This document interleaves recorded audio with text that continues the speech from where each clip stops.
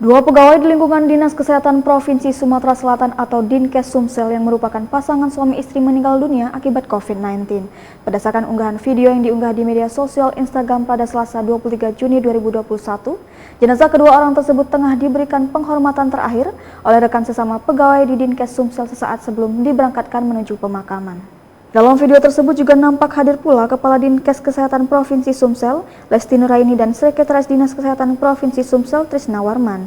Dari keterangan video di unggahan tersebut disebutkan pasangan ini meninggal di hari yang sama.